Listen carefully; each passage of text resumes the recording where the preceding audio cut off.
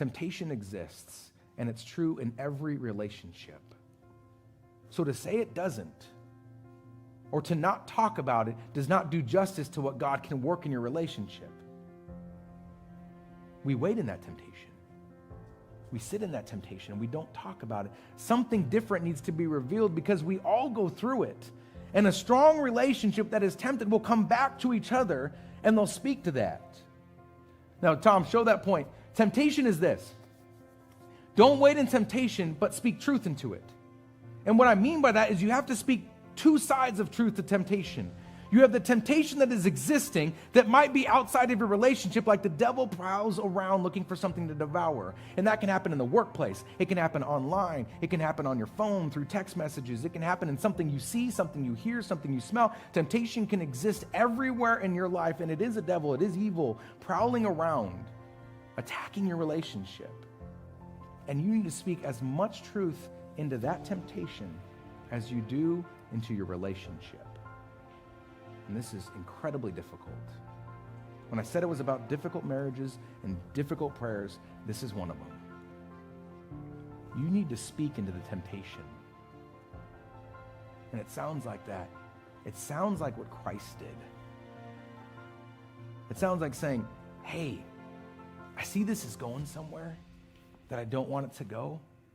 And I've made commitments, not only to my wife and to my kids, to my family, but I've made commitments to God.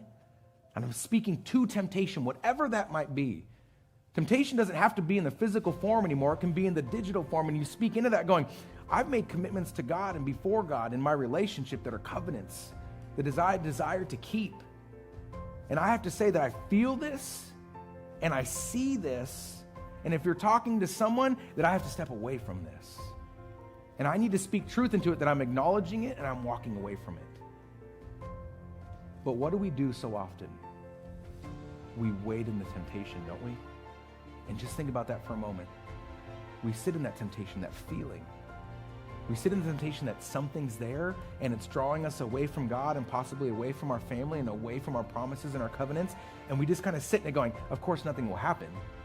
I mean, it's just temptation. Do you know why in the Lord's Prayer we pray, remove temptation from us every single time we pray it? Because it's present. We need to speak truth and love to that. And then on the other side, we need to come back in and speak truth and love to our relationship. That's a hard one.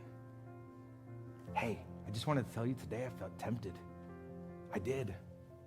I felt tempted. I saw this. I heard this. I glanced at this. Something happened, and I just wanted to tell you and be honest with you that I stepped back away from it. I honored our covenant, and I will honor our covenant every single day, but I struggled today. And I wanted to raise it up to you because I want to talk about it with you.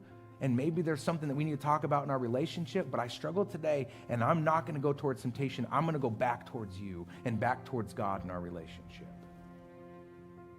I guarantee that might be a conversation that has never been spoken in your relationship. And it needs to. Why? Because we're not the center of our relationship. Who is? God.